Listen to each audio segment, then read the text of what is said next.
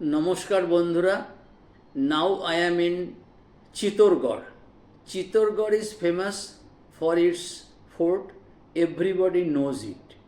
Chittorgarh fort, it is believed that constructed in the year of 7th century by any king of Maurya family.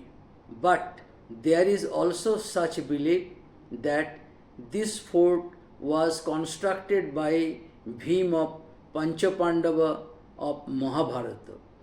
Anyway, the famous story of the fort is known to everybody that Queen Padmavati immolated herself with her family members and her friends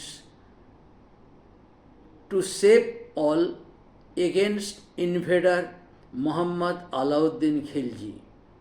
Some glances of the fort is here.